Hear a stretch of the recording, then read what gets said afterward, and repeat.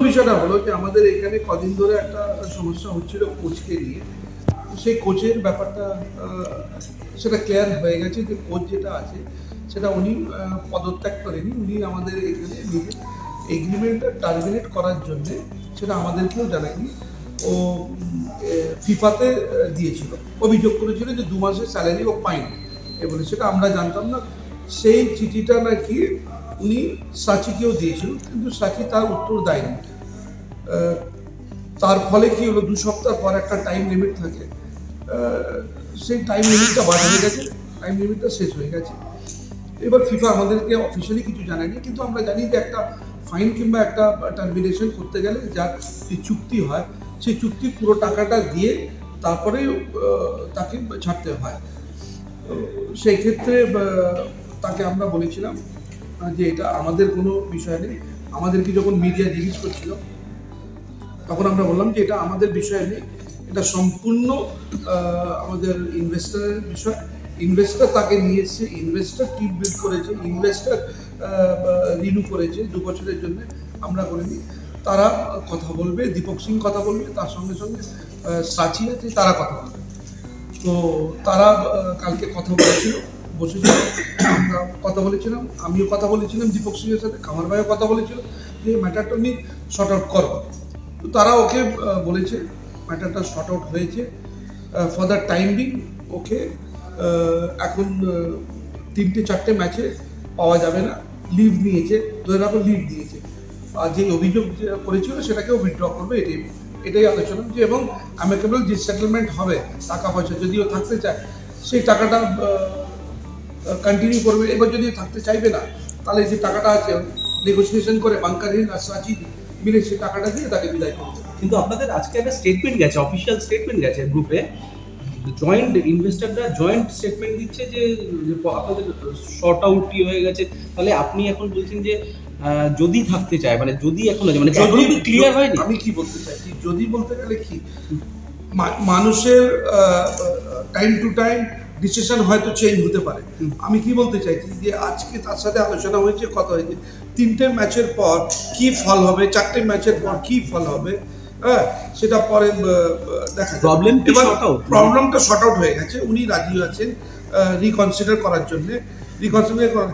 এবার হয়তো উনি যদি থাকতে চান খুবই ভালো, যদি না থাকতে চান ওয়েলকাম, কোনো অসুবিধা নেই। আমরা আগেও বলেছি এখন যেটা আমাদের কোচ যেটা আছে সেই কোচ কন্টিনিউ করবে, মিরাজ বাদু, ও তো প্রো লাইসেন্স করবে। আর ওর আসার পরও ইন্ডিয়ানের রেজাল্ট খারাপ হয়েছে, ও আসার পরও দেখা যাচ্ছে যে টিম ঘুরে দাঁড়িয়েছে।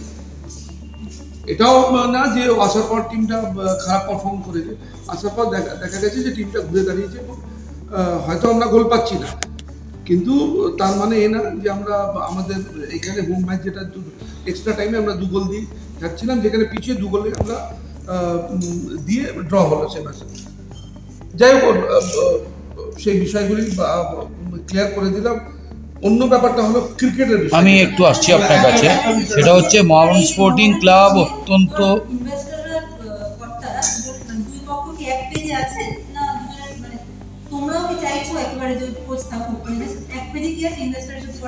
হ্যাঁ একসাথে আছে। দেখুন, টাকা পয়সা ইনভেস্টমেন্ট যারা করবে, ইনভেস্টার করবে।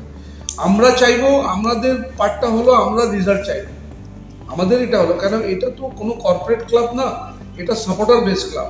আমরা চাইবো রেজাল্ট, সেখানে আমাদের যেখানে পরামর্শ নেওয়ার দরকার, আমাদের যদি সাজেশন লাগবে সেটা আমরা দেব। কিন্তু এই কোচ নেওয়ার সময় না আমাদের সাথে কোনো কথা হয়েছে, তখন আমি ছিলাম, আমার ভাই ছিল, আমরা সবাই মিলে একটা টিম তৈরি করেছিলাম, কিন্তু সেই সময় আমাদের সাথে আলোচনা হয়নি কোচকে যে 2 বছরে 26 পর্যন্ত যা রিভিউ হয়েছে সেটা আমরাও জানতাম না। যাই হোক, সেটা হয়েছে, সেটা তারা শর্ট আউট করে নিয়েছে। আমরা চাইছি যদি আসুক, রেজাল্ট যদি হতে গেলে কোনো অসুবিধা নেই, কিন্তু রেজাল্ট খারাপ হতে গেলে সমস্ত ক্লাব অফিসিয়াল দর্শক সবাই কথা তুলবে, আঙুল তুলবে কোচের উপর। কিন্তু কোচ যদি, আপনি যে ফিফা প্রসেসে যাচ্ছে, আপনারা বলছে আপনাদের কোনো দায় নেই, সত্যি আপনারা ঠিক করেননি, কোচ এনেছে ইনভেস্টার, কিন্তু যদি আলটিমেটলি কিন্তু ক্লাবের উপরে আসবে, ওই জন্য তাকে রিকনসিডার করার জন্য আমরা বললাম, নাহলে আমরা বলতাম যে না করার দরকার নেই, ওই জন্য আমরা বললাম। যে টাইম আমি দিয়েছিলাম, ম্যানেজমেন্ট আমার সাথে কথা বলে, এইখান থেকে কি মানে আপনাদের স্ট্যান্ড পয়েন্ট চেন্নি সব বলছে যে আমি 15 দিন সময় দিয়েছিলাম ম্যানেজমেন্টকে কথা বলার জন্য, এই নোটিস পিরিয়ডটা। হ্যাঁ, সেই সময় সেটাই আমার আমি সাথে বললাম। কেউ কথা হয়? সেটা আমি সেটাই তো আমি তো বললাম এর আগে যে উনি একটা নোটিশ দিয়েছিলেন, সাচিকে একটা মেল করেছিলেন, আমাদেরকে অফিসিয়ালি কোনো মেল করেননি উনি করেছিলেন সাচিকে। সাচি তার উত্তর মনে হয় দেয়নি। দাদা একটা বিষয় আপনাদেরও কি জানিস এক মিনিট এটা আমাদেরকে জানায়নি। আপনারা তাহলে এই যে ইনভেস্টরের কথা হচ্ছে হ্যাঁ। তারা কি মোহামেডান ক্লাবের ঐতিহ্যকে বটতলা অ্যাসোসিয়েশনের মতো দেখছে, যে কোচ তাদের একজন বিদেশি কোচ যিনি এরকম টাকা পয়সার প্রবলেম হলে ফিফায় যেতে পারেন, ক্লাব ভিক্টিমাইজ হতে পারে, তাকে উনি চিঠি দিয়েছেন আর তারা আপনাদের কিছু জানাচ্ছে না, তাহলে কি তারা মোহামেডানকে বটতলার ক্লাব পেয়েছে? সেটা তোমরা সব থেকে ভালো হবে তাদেরকে যদি প্রশ্ন করতে, তারাই বলবে, তারাই জানাতে পারবে যে সরাসরি প্রশ্ন আপনারা কি সাচিকে নিয়ে খুশি? বাংলাদেশের সাথে আপনারা 3 বছর ধরে রয়েছেন, সেকেন্ড আমাদের সাচিকে নিয়ে যে কোনো ইনভেস্টার, সাচি আসার পর থেকে এই যে টালবাহানা চলছে মোহামেডান ক্লাবের সাথে ইনভেস্টরদের মাইনে না পাওয়া বা যেগুলো চলছে, এটা কিন্তু সাচি ঢোকার পরেই এই সমস্যাগুলো লাস্ট 3 বছরে কিন্তু এগুলো ছিল না। দেখো একটা জিনিস আমি বলছি, একটা প্রোপাইটারশিপ আর পার্টনারশিপ যখন হয় তাহলে দেখবে প্রোপাইটারশিপ একটা ইন্ডিপেন্ডেন্ট ডিসিশন নেওয়া হয়, তখন ফ্রিডম বেশি থাকে। যখন পার্টনারশিপ হয়ে যায়, যখন একটা শেয়ার যখন স্প্লিট হয়, তখন বিতর্ক হতে পারে, সেখানে তাদের হয়তো বিতর্ক হতে পারে, কিন্তু তার মানে এ না যে ঝগড়াঝাটি করে আমরা ভেঙে ভেঙে দেবো।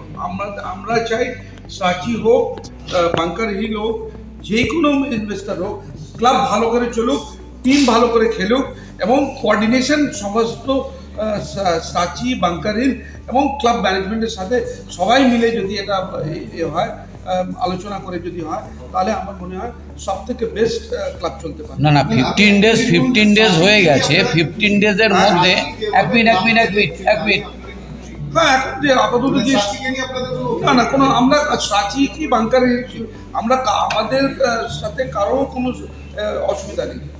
না 15 ডেজ হয়ে গেছে, একটা লোক একটা চিঠি দিল, তারপরে সেই লগ্নিকারী সংস্থা আপনাদের কিছু জানালো না, মুক্ত ক্লাবের পড়ছে, আপনারা মিডিয়ার সামনে আসছেন, তাদের তো কেউ আসছে না। সেটা ঠিক আছে, তাদেরকে এখন আমরা সেটা জানতে পেরেছি, কালকে জানতে পেরেছি, আমরা তাদের সাথে বসবো কি কারণে উনি উত্তর দেননি, কি কারণে উনি রিপ্লাই করেননি, সেটা ওনাদের সাথে কথা বলে আলোচনা করে আমরা নিশ্চয়ই আপনাদের জানাবো।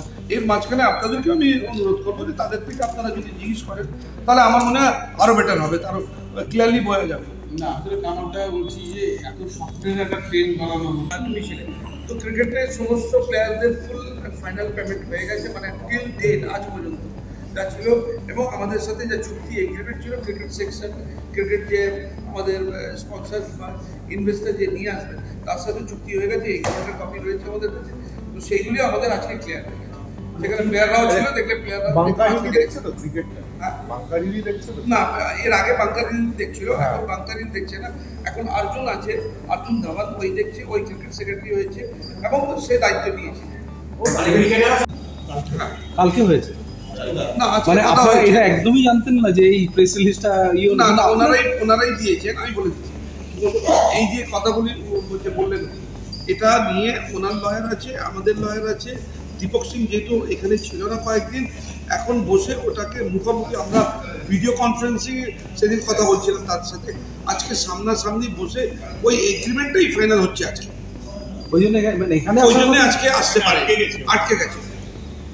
আচ্ছা সেটা ওরা আগে গোটা থেকে বলছে, কিন্তু সেইখানে আমাদের লয়ার, ওনার লয়ার এবং বাংকার হিলের লয়ার আমরা বসে আলোচনা করে একটা জায়গা ঠিক হলো, একটা ফাইনালাইজ হয়েছে, সেখানে আমাদের আর কোনো ভূমিকা নেই। এখন যা বলটা আছে কোর্টের উপরে রয়েছে লয়ারের উপর, এবার 3 জন লয়ার বসে ঠিক করছে। সাচিও লয়ার আছে, ওনাদেরও লয়ার আছে, আমাদেরও লয়ার, 3 জন এগুলি ঠিক করছে। সেখানে আমাদের সিও রয়েছে, ওনাদেরও সিএ রয়েছে, চার্টার্ড অ্যাকাউন্টেন্ট বসে এইগুলি ঠিক করছে। এখানে এখন আমাদের যে ভূমিকা, যা আমাদের বক্তব্য, আমাদের যা পয়েন্টস ছিল, সেই পয়েন্টস আমরা তাদেরকে দিয়ে দিই। এবার কীভাবে শেয়ারটা ট্রান্সফার হবে, কী করে আমাদেরকে ট্যাক্সগুলি দিতে হবে, কী করে ট্যাক্সগুলি আমাদেরকে ওয়েভ অফ করাতে হবে, সেগুলি তারা ঠিক করে আমাদের দীপক সিং